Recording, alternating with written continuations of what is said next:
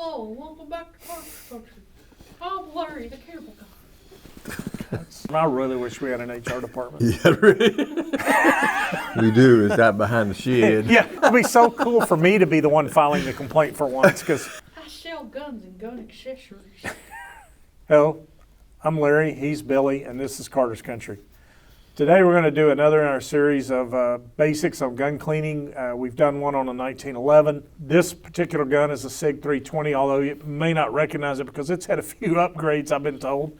And so we'll call it a Sigenstein. It doesn't affect how you break it down, how you clean it, any of the internals.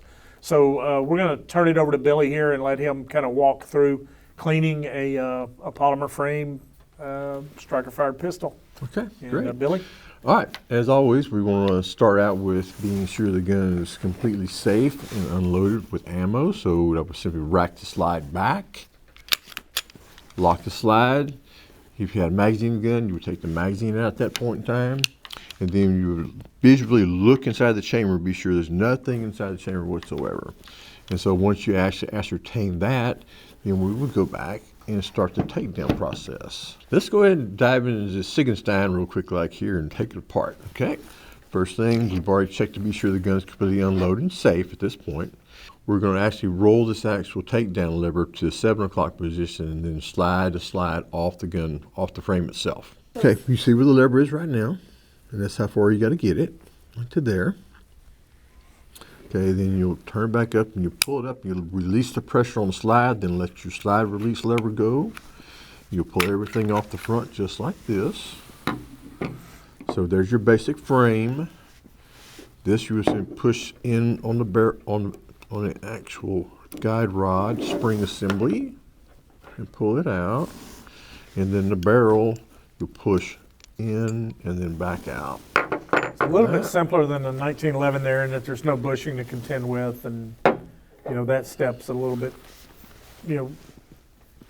Correct, by far. It's a whole lot easier to take apart Yeah. than the 1911. So at this point, you have 4 basic components of the gun, not including the magazine. All right. Anything past this point should go to a gunsmith for repair, taking these little pieces out of here or anything like that. Yeah. You should really not just be involved with something like that. My rule of thumb when I'm doing something like this and I look at it and I feel something inside like, man, I don't know if I should be doing this. That means don't be doing that. That's my rule of thumb when it's time to get it to someone else. Oh, I promise you, we have put many thousands of guns back together again for people. Over the years, before I got to know you guys, a couple of them may have been mine. I'm going to be honest with you. We weren't going to go there, Larry. I think I remember 1 or 2. Yeah. There's probably, yeah. Okay, from this point forward, we're going to start the cleaning process. Okay, we'll start with the barrel. And what we like to do, we like to take the patch and put it on the brush. And we'll spray a little rim oil on the actual patch that's on the brush. Poke that down through the barrel. And we'll just kind of give it a shove through. And as you can tell, a lot of dirt on there. Yeah, ugh. I don't know who does it. Yeah, we do. And then at this point, also just take the actual brush and just run it back and forth through the barrel several times. And the old wives' tale about phosphor bronze brushes being bad for people's barrels Yeah. ain't true. Not true. Okay. Not true, no, sir. Myth busted. The phosphor bronze itself is super soft compared to the actual steel they make the barrels with. Right. So there's no way that you can harm the barrel by All putting, unless you just crammed like a 50 caliber brush in or something like Yeah, that. to where you're actually probably scraping rod and everything Yeah. else against it. Yeah. Right. So at that point, you're pretty much good to go with that. Just kind of break it up a little bit. Then we go back through. We'll take a jag and we'll put one of these patches on the jag and we'll push it down through the barrel. And that kind of comes out.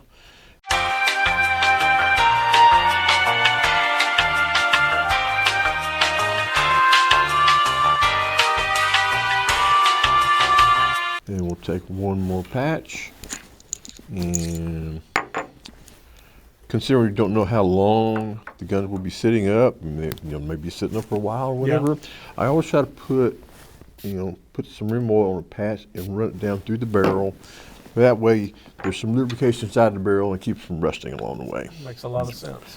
So run that through there. Takes the rest of that stuff out of there. And, you know, there's no, you know, certain number of patches that you should or shouldn't run through the barrel. I mean, this is kind of a customer preference thing. You know, if Right. if you just don't feel comfortable about being clean enough for your specs or whatever, Right. go for it, big boy. Just keep going. just You're not keep going to hurt going. the gun. You're not going to hurt the gun. You're not, you know, you're wasting more of your time. Yeah, Use more of your time and so forth. Probably but use a other lot than more that- patches than you need to. Yeah, Yeah. It's all good. Patches are pretty cheap. That's true, yeah. Especially Yeah, at so- Carter's Country. Right. Yeah, I had to get that in. Correct, absolutely. Okay, then this is the actual slide itself. And so when we do the slide, you know, the slide looks pretty clean. What I normally do is take one of these old toothbrushes or gun brushes, whatever you're in liking to know to do, and kind of run it down through the rail system itself. And then I will take and put, actually I want to wipe it off first, sorry. Kind of give it a little wipe. As they say, a spit and a polish here. Really technical terms we're using Absolutely, here, so try to keep yeah, up. yeah, I know. Don't tell everybody when you said this kind of stuff now. Okay, so we wipe most of the residue off of that. And so it's pretty clean. I mean, it could probably use a whole lot more time and so forth, but I mean, it's clean enough to get the job done. Yeah. Okay, at this point in time, we're going to take a little bit of rim oil and spray. Just a couple little dots there. Kind of work it in with the brush a little bit.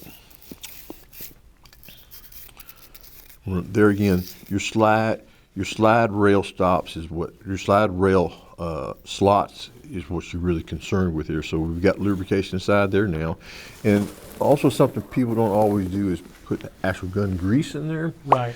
And the grease situation is good for the guns because, you know, oil as it gets hot from shooting and so forth, that actually burns off. The grease does not; it stays. And when it burns, that's going to leave a little carbon residue there too. Carbon residue, you know, so forth and so on. But, you know, we don't want to use a ton of grease. Right. Just, you know, a little goes a long way. So we take a little dot here, a little dot here, about 3 or 4 dots of that stuff. So at this point in time, we have some grease spots on the actual slide itself inside the slide rails.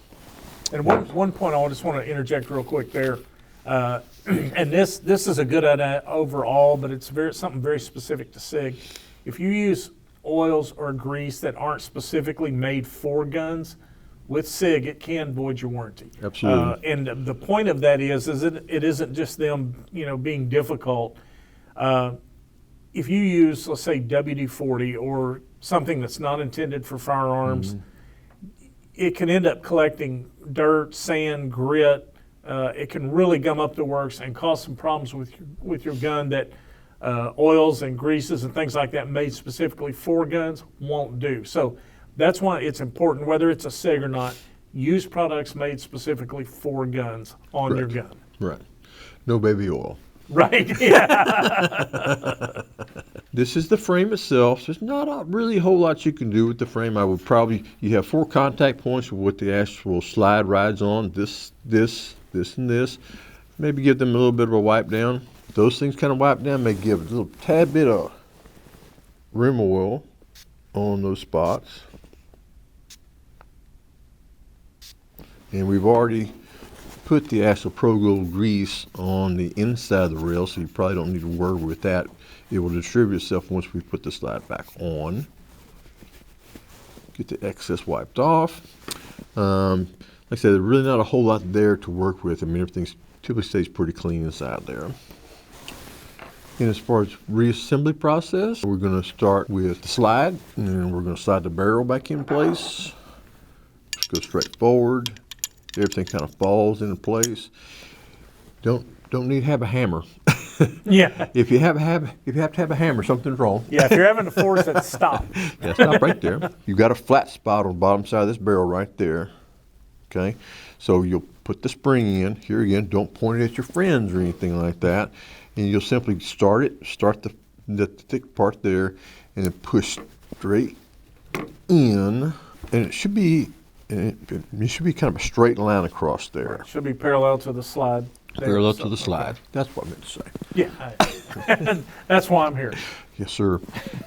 And you'll start it back on the points You have 2 Great. points there, you have 2 points there, and you simply push straight back, push up on your slide release, put your thumb release back where it needs to be, and then you take it, work it several times, kind of put the grease in its place and slide. And then we take a rag, we wipe off the excess of anything that's kind of come through the gun. And we have one brand new clean Sigenstein ready to go. One thing I want to point out is that you really want to be careful about the oil and the greases. You don't want to get any oil or greases on your actual tritium sights, not just Sig, but any guns at all, because you can, it will mess them up and it voids the warranty on the sights themselves. Also want to be sure that you get all the grease and oil wiped off your grips. That way you don't have, that way the gun is not slippery, it won't fall out of your hand while shooting or anything silly like that. Yeah, yeah. You'll know when you feel the grip. If you need to if you do get a little bit on there, it's not the end of the world. Just make sure you get it good and clean and dry before you grip it to actually start shooting at the range. Right. All right, well, thank you, Billy. That was a great demonstration. Again, you always make things look so easy and smooth. This was on the Sig that we jokingly call Sigenstein because it's been got a lot of customizations done to it. If you're looking at your Sig at home and looking at this, trust us, it's a Sig. It says it on the barrel. Yeah, it says so. But anyway, thank you again. That was a great demonstration. Hope you guys paid attention to it. If you go to clean your Sig, and whether it be a 365 or a 320, you got the same basic breakdowns. Start our video, and as you're getting to a part of the operation, pause it, do that operation, and just let the video walk you right through it. Very simple. You'll be a pro at it in no time. Absolutely. And remember, if you've ever shopped, shot, or hunted with us, you're already a part of the Carter's Country family. Till next time, adios.